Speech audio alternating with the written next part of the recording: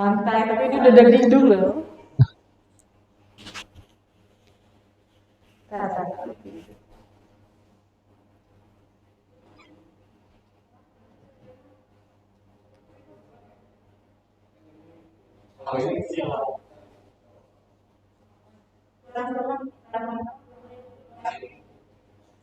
Lightning.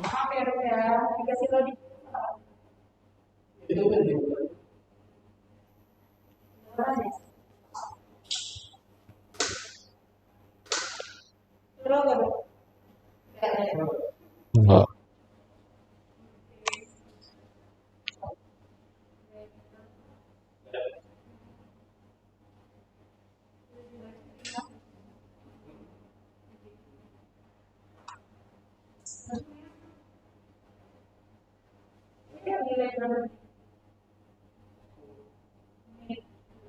Hmm, 10 menit. Kalau pakai iPhone bukannya nggak ada delay? Soalnya dia streamingnya pakai auto, bukan di Oh, oh iya, iya. Jadi nanti pas ada tekan kasih jeda.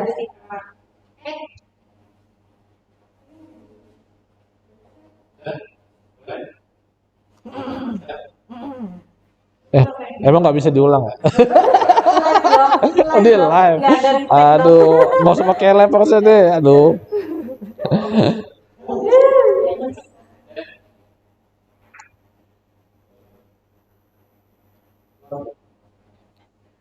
Assalamualaikum warahmatullahi wabarakatuh.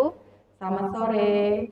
Pada sore ini kita dapat kesempatan untuk menambahkan ilmu pengetahuan kita tentang abdominal pain bersama ahli kita yaitu dokter spesialis yang sudah ada sore ini bersama kita, di mana dokter spesialisnya bernama Dokter Febriadi, spesialis bedah, dan saya moderatornya Dokter Dila.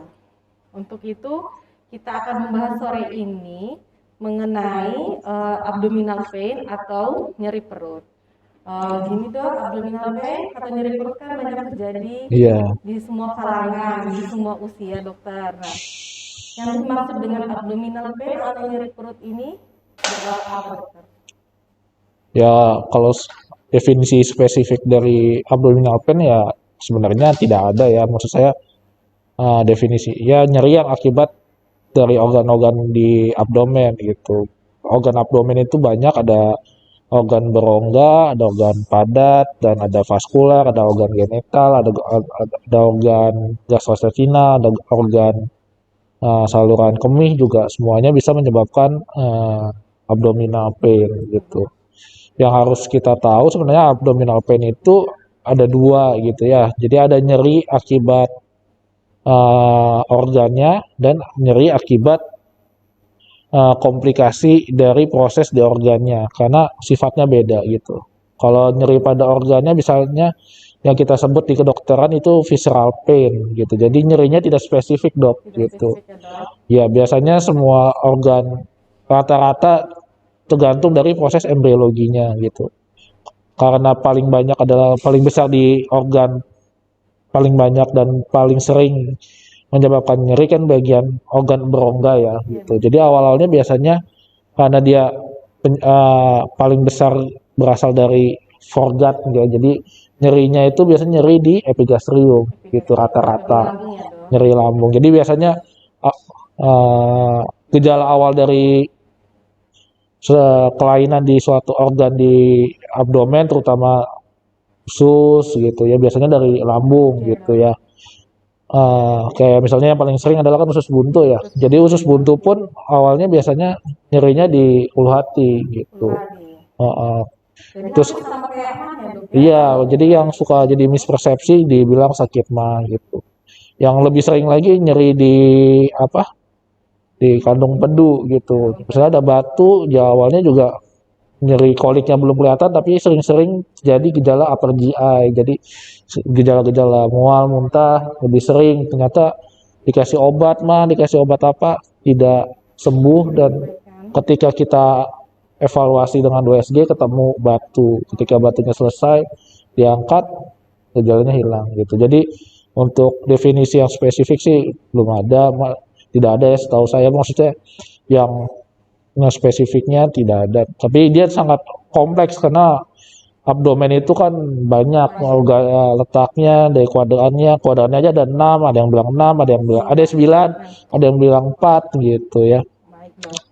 Ada juga yang nyeri yang sudah ada komplikasi, yaitu nyeri parietal visceral pain dan somatic pain. Nah, kalau somatic pain itu misalnya kalau usus buntu, radangnya itu udah mencapai ke dinding abdomen Oh, jadi gitu. sudah luas ya dok ya. Nah, jadi kalau usus buntu nyerinya di ulu hati karena dia sudah kena dinding abdomen, radangnya udah menyampai ke dinding abdomen, jadi dari visceral pain yang gejala tidak jelas di ulu hati, upper GI, mual, muntah, dan pindah ke kanan bawah gitu.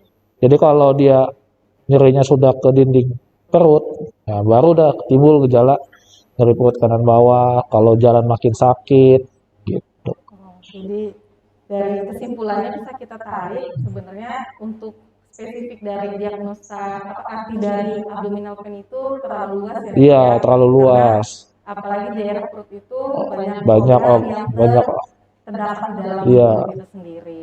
Nah, berdasarkan itu dokter, kalau yang untuk kita awam ini dok, berdasarkan lokasinya itu dokter mungkin bisa mengarah ke organ mana dok? Kayak tadi kan usus buntu berawal dari dari ulu hati dok, Iya. ternyata diperkirakan awalnya mah, ternyata setelah kita lakukan pemeriksaan lanjutan seperti USG, ternyata ada usus buntu. Mungkin ada gejala lain nggak dok yang untuk mengarah ke organ mana mungkin dok yang awam aja dok? Oh iya, kalau yang awam aja misalnya, kalaupun sebenarnya berlumrah kalau kita nyeri di ulu hati, pasti kita nyari obat mah gitu ya. Iya dok.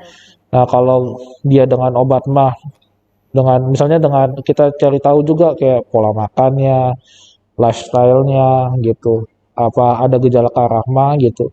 Kalau emang ada gejala ke arah apa yang menyebabkan faktor risiko gastritis, sakit mah, dan dikasih obat mah dia membaik, ya itu emang sakit di lambung ya, gastritis.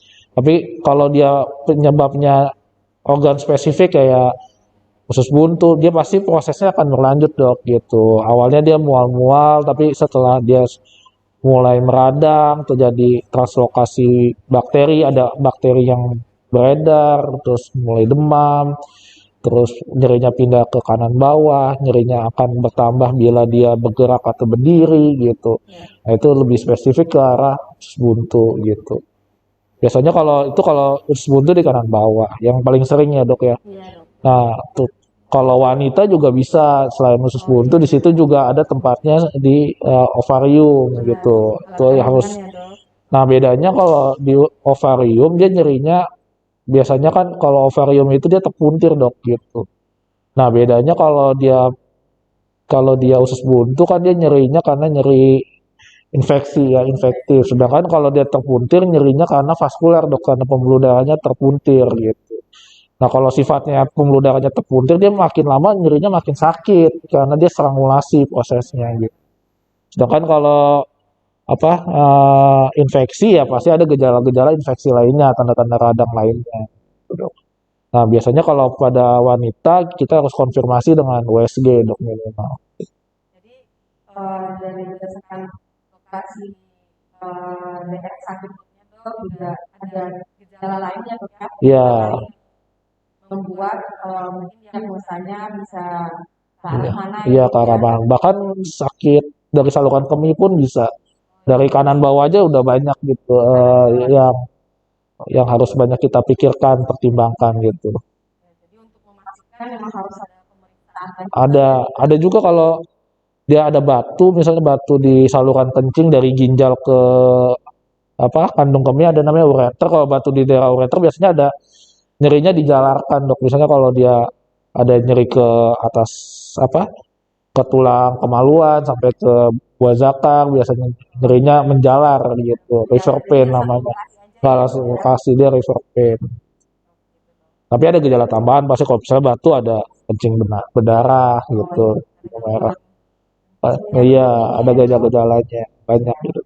Kalau jadi kalau misalnya nyerinya masih dalam batas gejala ringan dok, Oh, apa ada mungkin teman-teman kita yang menonton di live streaming ini dok, ada nggak apa tuh cara untuk mengatasinya kalau misalnya kita sakit perut di rumah misalnya dok, ada alternatif nggak dok untuk menghilangkan rasa nyeri itu dok? ya kalau nyeri ya pasti harus kita kasih obat anti nyeri ya, Oh, gitu. Biasa aja maksudnya kasih obat yang paling ringan kayak yang paling gampang didapatkan kayak paracetamol gitu. Cuk- untuk nyeri ya sebenarnya sih udah cukup untuk nyeri ringan sampai sedang gitu paracetamol.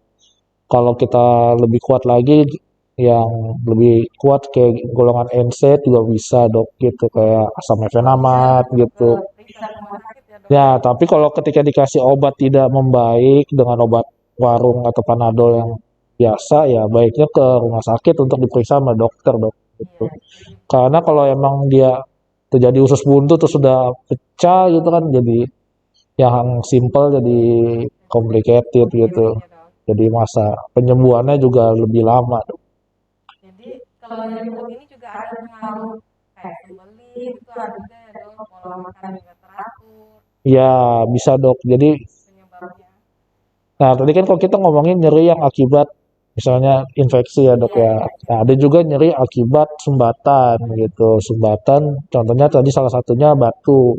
Namanya nyeri kolik dok Iya gitu ya. Kalau nyeri kolik tuh sifatnya bukan terus-menerus tapi sifatnya hilang timbul. hilang timbul gitu. Kalau sifatnya hilang timbul ketika dia tersumbat eh, kalau nyeri kolik itu dari organ-organ yang ada rongganya dan depannya ada sumbatan gitu. Ketika dia tersumbat, rongganya itu akan ter apa ya namanya akan membengkak gitu. Nah itu mungkin akan jadi nyeri gitu dok. Gitu.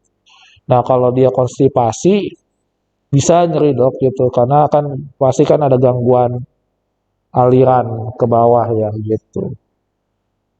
Ya setiap konstipasi sebenarnya harus dicari tahu dok penyebabnya apa gitu.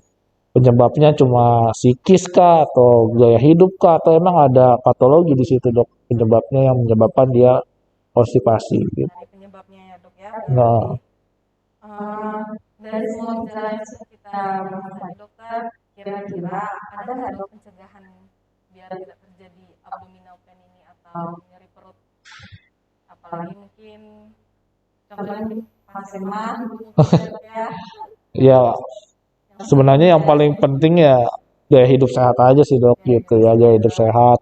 Kalau dia emang punya riwayat bakat mah ya dikurangin minuman yang bersoda, bergas gitu, yang makan yang pedas gitu.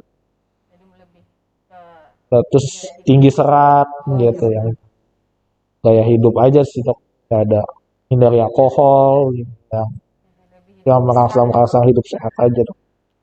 Kalau komunikasi yang terberat misalnya dok, pada nyeri perut ini, Ya, contohnya seperti apa dok?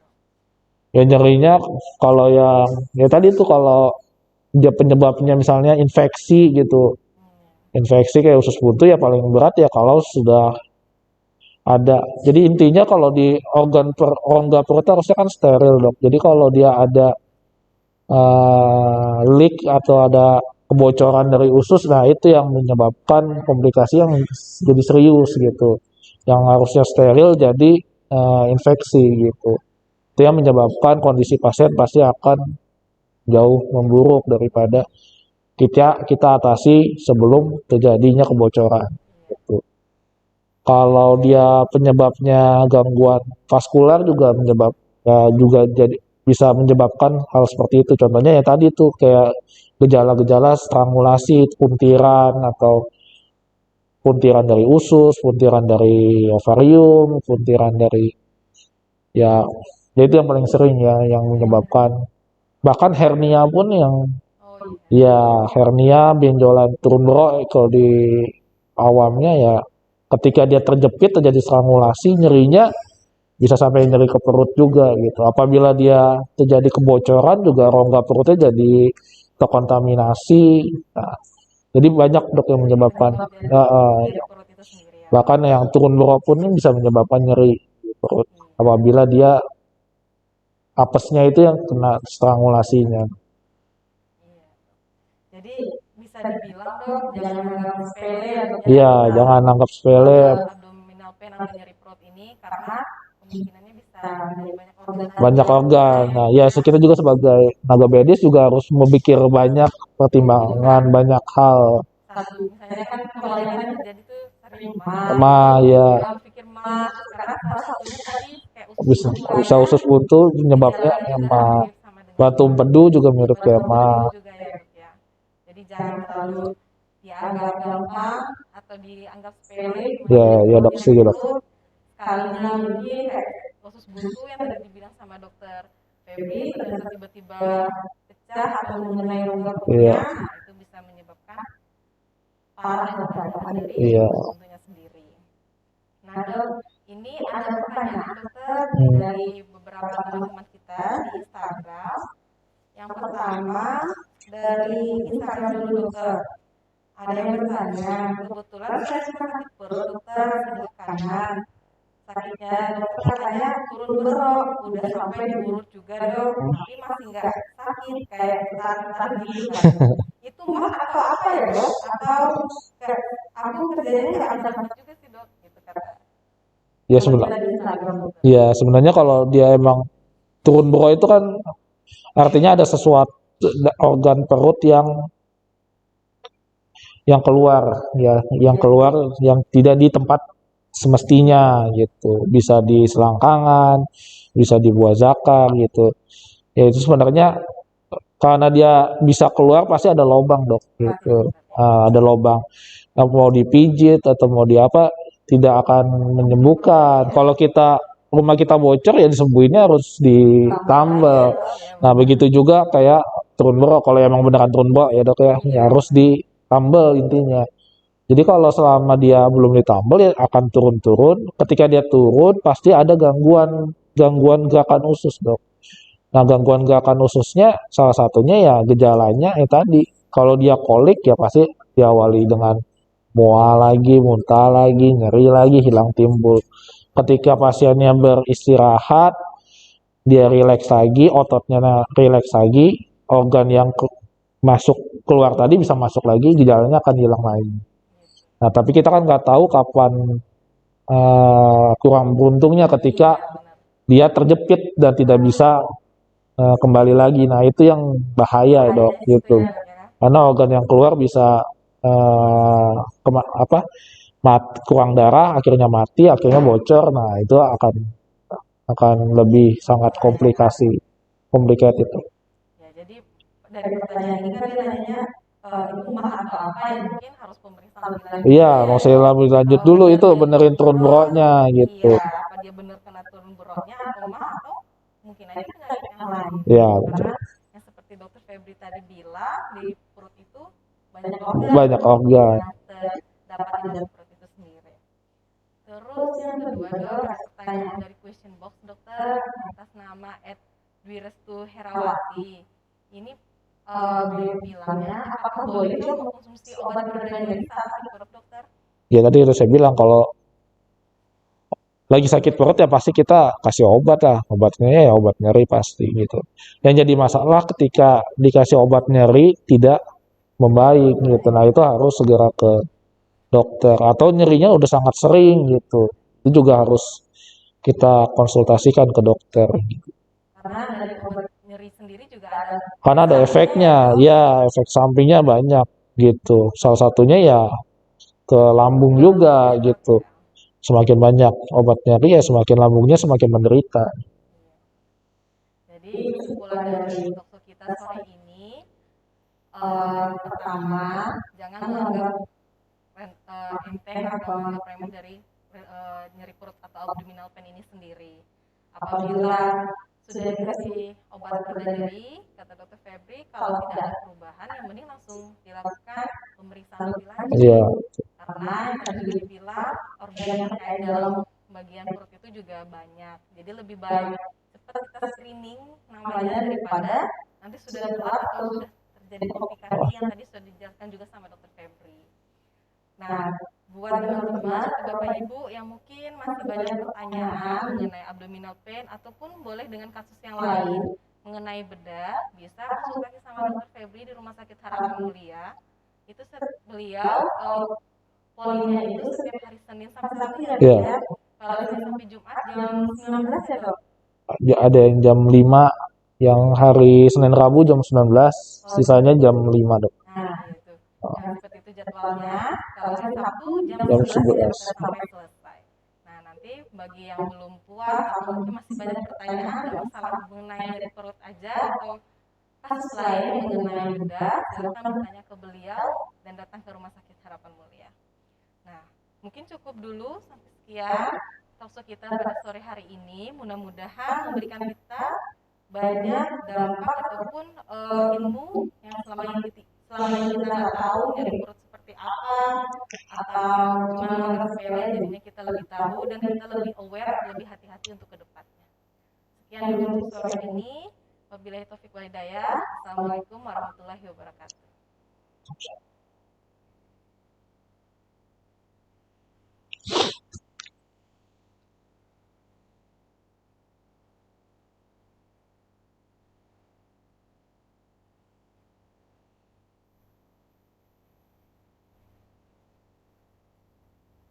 Sorry.